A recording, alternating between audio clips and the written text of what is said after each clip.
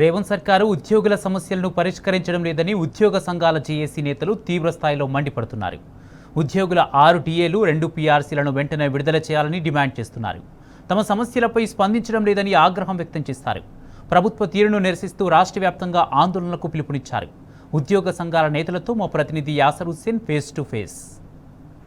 రేవంత్ సర్కార్పై పోరుబాటకు ఉద్యోగులు సిద్ధమవుతున్నారు. ఏదైతే కాంగ్రెస్ ప్రభుత్వం తమ సమస్యలు పరిష్కరించడం జాప్యం చేయడాన్ని నిరసిస్తూ ఇప్పటికీ పెద్ద ఎత్తున కార్యాచరణ రూపొందించారు. కాంగ్రెస్ ప్రభుత్వం తమ అధికారంలోకి వచ్చి 100 రోజులు తమ సమస్యలు పరిష్కరిస్తామని హామీ ఇచ్చి హామీ విస్మరించడంపై ప్రధానంగా ఉద్యోగులు అయితే ఆగ్రహం వ్యక్తం చేస్తున్న పరిస్థితి ఉంది. ఇప్పటికే తమ కార్యాచరణ రూపొందించారు. ఇదే అంశానికి సంబంధించి మనతో మాట్లాడడానికి ఉద్యోగ సంఘాల జేఏసీ నేత టీఎన్జీఓ రాష్ట్ర అధ్యక్షుడు మారం జగదీశ్వర్ మనతో ఉన్నారు. సార్ చెప్పండి, కాంగ్రెస్ ప్రభుత్వం మిమ్మల్ని మోసం చేసింది. అధికారంలోకి వచ్చిన 100 రోజుల్లో మీకు సమస్యలు పరిష్కరిస్తామన్నారు, కానీ ఇప్పుడు మాట మార్చారు. దీన్ని ఎట్లా చూడొచ్చు సార్? వాస్తవానికి మేనిఫెస్టో పెట్టిన మాట వాస్తవం. మరి అప్పుడు మేనిఫెస్టో పెట్టిన తర్వాత మాకు ఈ పరిస్థితి లేదు. మేము ముఖ్యమంత్రి గారు కూడా చెప్పాం, మీరు కొన్ని ఏమన్నా ఆపండి, ఉద్యోగులకు జీతాలు ఇచ్చేది మ్యాండేటరీ కదా, మరి ఆ జీతాలు ఆపాలి, కానీ మనం ఇప్పుడు వెల్ఫేర్ కొంచెం ఆపి మా జీతాలు ఇవ్వమని అని కడాఖండగా చెప్పిన సందర్భాన్ని ఇలా గుర్తు చేస్తున్నా. వాస్తవానికి గతంలో బకాయిలు ఉన్నమాట వాస్తవం. ఆ బకాయిలను తీర్చడానికి ఇబ్బందికరంగా అయిన పరిస్థితిలో ముఖ్యమంత్రి గారు ఒకసారి మాట్లాడినప్పుడు ఒక పైసా లేదు ఇవ్వలేని పరిస్థితిలో ఉన్నాం. అయినా ఇంకా బకాయిలు 8,000 కోట్లు ఉన్నాయి. మరి దాన్ని కూడా మళ్ళీ ఇవ్వాల్సిన బాధ్యత తీసుకోవాలని 4 నెలలనే కంప్లీట్ చేయాలని మనం ఇలా ఉద్యోగ సంఘ నాయకులు అందరూ మూకుమ్మడిగా జేఏసీ తీర్మానం చేసింది.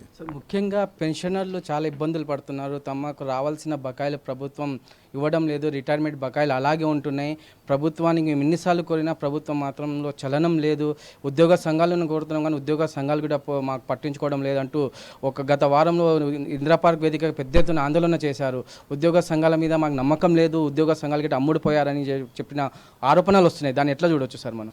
రిటైర్డ్ ఉద్యోగుల వాట వాస్తవం వాళ్ళకు కూడా ఇబ్బందికరంగా ఉంది. రిటైర్డ్ అయినాక పైసలు వస్తే బిడ్డ పెళ్లికో ఏదో హాస్పిటల్ ఖర్చుకో ఇంకా ఏదైనా కార్యక్రమం చేసుకొని ప్రశాంతంగా జీవిస్తాడని అనుకుంటాం. ఏది ఏమైనా మనం ఆ ఉద్యోగులకు ఇవ్వాల్సిన బాధ్యత ప్రభుత్వం పైన ఉన్నది. ఏదేమైనా మేము ఉద్యోగులుగా ఉద్యోగ సంఘ నాయకులుగా ఆ ప్రభుత్వానికి గట్టిగా అడిగి మనం సాధించుకునే సందర్భాన్ని మీకు గుర్తు చేస్తూ ఆల్రెడీ వరకు సాధించుకున్నాం. అందుకే ఆగస్టు 20 అందరికీ మహాధర్నా కార్యక్రమాన్ని పెట్టుకున్నాం. సెప్టెంబర్ 10న చలో హైదరాబాద్ అనే కార్యక్రమాన్ని తీసుకొని పీఆర్సీ, వాస్తవానికి మెయిన్ సమస్య ఇంకా పీఆర్సీ కూడా ఉన్నది. మరి గత ప్రభుత్వంలో ఇమీడియట్లీ ఐఆర్ ఇచ్చిన 5% ఇచ్చి తొందర వస్తుంది అనుకుంటే అది 3 సంవత్సరాలు దగ్గరకు వచ్చింది. మరి అప్పుడే 5% ఐఆర్ ఇచ్చిన సందర్భంలో ఆ ప్రభుత్వానికి కూడా అప్పుడు కృతజ్ఞతలు చేయమని కనీసం మరి ఈ ప్రభుత్వంలో ఆ ఐఆర్ కలుపుకొని మన ఫిట్మెంట్ చేసే పరిస్థితి ఉండాలి, కానీ ఫిట్మెంట్ చేసే పరిస్థితి లేవడం వల్ల ఇలా దాన్ని జాప్యం అవుతుంది. మేము కూడా ముఖ్యమంత్రి గారు చెప్తున్నాం, మీరు మమ్మల్ని కూర్చున్నప్పుడు అన్ని రకాలుగా మాట్లాడిన ఇలా 12.5 అయితే సెక్రటరియట్లో ఇంప్లిమెంట్ చేస్తామని చెప్పారు. కనీసం దాని ఊసు లేదు.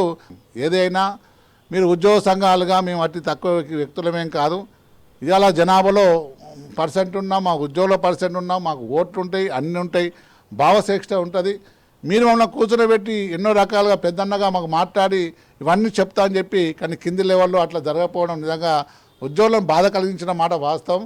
అందుకే మేము మా నిరసనను ప్రభుత్వానికి తెలియజేయాలనే ఉద్దేశంతోనే ఇలా కార్యక్రమాన్ని తీసుకున్నాం. రైట్, మనతో పాటు ఉద్యోగ సంఘాల జేఏసీ మరో నేత ముజీబ్ హుస్సేన్ గారు ఉన్నారు. సార్ చెప్పండి, ఏదైతే తెలంగాణ ఉద్యమంలో కీలక పాత్ర పోషించిన ఉద్యోగులు ఇవాళ రోడ్డుపైకి వచ్చే పరిస్థితి ఉంది. ప్రభుత్వం ఇప్పటికే బకాయిలు చెల్లించకుండా జాప్యం చేసింది. ఇప్పటికే 6 డిఏలు పెండింగ్లు ఉన్నాయి, 2 పీఆర్సీల నివేదిక వచ్చేది ఉంది, కానీ ప్రభుత్వంలో మాత్రం ఏమాత్రం చలనం లేదు. ఎట్లా చూడొచ్చు సార్? ఎట్లా చూసేది ఏం లేదు, మా పైసలు మాకు ఇవ్వాలి, వేరేదేం లేదు. ఇంతకుముందు కూడా చెప్పినాం, ఇప్పుడు కూడా చెప్తున్నాం, పైసలు ఇవ్వనందుకు ఇదంతా నడుస్తుంది. మరి ఆ రోజు ప్రభుత్వంలో ఉన్న పెద్దలు పిలిపించి మాట్లాడినారు, రాష్ట్రం ఇబ్బందిగా ఉంది, ఆర్థిక ఇబ్బందులు ఉన్నాయని చెప్తే మేము కూడా వేచి చూసినాం, సహనం కోల్పోయినాం. ఉద్యోగులంతా తిడుతున్నారు, ఎంత నోరుకు వస్తే అంత తిడుతున్నారు, వాట్సాప్ మెసేజ్ పెడుతున్నారు, ఇంటి దగ్గరికి వస్తున్నారు, డప్పులు తెస్తున్నారు, డప్పులు బజాయిస్తున్నారు ఇంటి ముంగట వచ్చి, అదేదో మేమే దోసుకున్నట్లు చేస్తున్నారు. కాబట్టి మీ ద్వారా రాష్ట్ర ప్రభుత్వానికి విజ్ఞప్తి చేస్తున్నాం, మీరు ఎట్లయితే సంక్షేమ పథకాలకు పైసలు కేటాయిస్తున్నారో నెలగాగానే 10వ తేదో 20వ తేదో ఎట్లయితే 5,000 కోట్లు 3,000 కోట్లను వేస్తున్నారో మావి కూడా రాష్ట్ర ప్రభుత్వ ఉద్యోగుల పైసలు వీళ్ళు మా కుటుంబ సభ్యులు, వీళ్ళకు కూడా మనం ఇచ్చేది ఉంది, ఇచ్చేద్దాం, ఇచ్చిన మాట నిలబడదాం అన్నది ఉంటే మా సమస్యలు కూడా పరిష్కారానికి వస్తాయి. కానీ అట్లా అయితలేదు కాబట్టే రాష్ట్ర అధ్యక్షుడు కానీ రాష్ట్ర జేఏసీ చైర్మన్ కార్యాచరణ ఇచ్చిండు. వారు ఇచ్చిన కార్యాచరణలో మేము కూడా ఇప్పుడు మా లీడర్షిప్ నిరూపించుకోవాల్సి వస్తుంది. ఎందుకంటే వాళ్ళు ఏమనుకుంటున్నారంటే మమ్మల్ని అందరూ ఏజెంట్ గోపిలాగా చూస్తారు. వాళ్ళు ప్రభుత్వానికి ఏజెంట్లు కొమ్ము కాస్తున్నారు, అది చేస్తున్నారు, సమీకరణలు అవుతున్నాయి, ఏమైతే లేవు. వాళ్ళ రూపాయి ఇస్తే ఒట్టు, పైసలు తీసుకోకుండానే సేవ చేస్తున్నాం. కాబట్టి ఇప్పటికైనా ప్రభుత్వం స్పందించి సమస్యలు పరిష్కరించండి. మీరు తెలుసుకోండి, మేము 100% చిత్తశుద్ధిగా ఉన్నాం. తెలంగాణ ఎన్జిఓస్ మొత్తం కార్యకర్తలు ఎంతమంది ఉద్యోగులు ఉన్నారో అందరం కూడా ఒకటే మాట, రాష్ట్ర అధ్యక్షుడి మాట మీద నడిచేటోళ్ళం. రాష్ట్ర జేఏసీ ఎట్లా పిలుపునిస్తే ఆ విధంగానే పోతాం. కానీ ఎక్కడ కూడా తగ్గేది ఉండదు. ఇక ఇచ్చినాం కాబట్టి ఇప్పుడు మా మీదన్న కేసులు కావాలి, ఉద్యోగుల సమస్యలను పరిష్కారం కావాలి. రెండిట్లో ఏదైనా ఒకటి కావాలి. కేసులు అయినా మంచిదే, పరిష్కారం చేసినా ఇంకా మంచిది. మేము కూడా రోడ్డు మీద రావాలని అనుకుంటలేం, ప్రజలకు ఏది సౌలతులు అందొద్దని అనుకుంటలేం. ప్రజల భాగము, ప్రజలు పన్నులు కడుతుంటే మేము జీతభత్యాలు తీసుకుంటున్నాం, జవాబాదారీ వ్యవస్థలో ఉన్నాం, ఖచ్చితంగా పనిచేస్తున్నాం. మన ఉద్యమ స్ఫూర్తిని మరవకుండా, అమరవీరులను యాద్ చేసుకోకుండా వాళ్ళకి నివాళులు అర్పించి ప్రతి కార్యక్రమం జరగాలి. మరోసారి ఉద్యమానికి సిద్ధం కాండి, మరోసారి మన హక్కులను సాధించుకుందాం. ప్రభుత్వానికి మీ సమస్యలపైన ప్రభుత్వానికి ముఖ్యమంత్రికి ప్రధానంగా ఏం డిమాండ్ చేస్తున్నారు?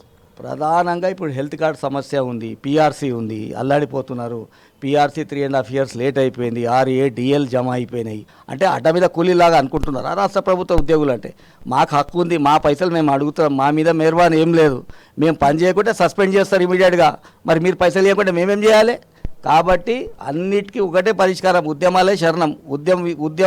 ఉద్యమించినోడే చరిత్రలు నిలుస్తాడు. ఎవడైతే పైరవీలు చేస్తాడో వాడు చరిత్రహీనుడు అవుతాడు. గౌరవ ముఖ్యమంత్రి గారికి, సంబంధిత మంత్రులకు కూడా మీ ద్వారా విజ్ఞప్తి చేస్తున్నా, ఇప్పటికైనా పిలిపించి ఒక 2 గంటలు సీరియస్గా పనిచేసే అధికారులను మీటింగ్లో పెట్టండి. ఎగరగొట్టే అధికారులు వద్దు. మాకు ఒకరి పేరు చెప్పి నేను బదనాం చేయదలుచుకోలేదు. మా పని చేయండి. ప్రభుత్వ ఉద్యోగ సమస్యలు మమ్మల్ని సౌత్ తల్లిగా చూడకండి. మాతోని కూడా మీరు పనులు తీసుకుంటున్నారు. మా సాయిబాబా సిద్ధాంతం నేను చాలా స్పష్టంగా చెప్పిన, మీరు మమ్మల్ని చూడండి, మేము మిమ్మల్ని చూస్తాం. 100% మీరు ఏ పని చెప్పినా పని చేయడానికి సిద్ధంగా ఉన్నాం. కాబట్టి అందరికి న్యాయం చేయండి. వర్గాల వారీగా విభేదించి ఆయన ఆ సామాజిక వర్గం, ఈ సామాజిక వర్గం అట్లా నడవది.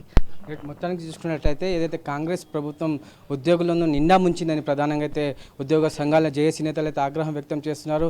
మేము కోరుతున్న గొంతెమ్మ కోరికలు కాదు, మాకు రావాల్సిన బకాయిలే మేము అడుగుతున్నాం, మాకు రావాల్సిన పెండింగ్ బకాయిలే మేము ప్రభుత్వాన్ని అడుగుతున్నాం. కానీ ప్రభుత్వం మాత్రం స్పందించడం లేదు. ఇప్పటికైనా ప్రభుత్వం మా సమస్యలను పరిష్కరించాలి, లేదంటే పెద్ద ఎత్తున దశల వారీగా తమ కార్యాచరణ రూపొందించి ప్రభుత్వాన్ని స్తంభింపజేస్తామని ప్రధానంగా హెచ్చరిస్తున్న పరిస్థితి ఉంది.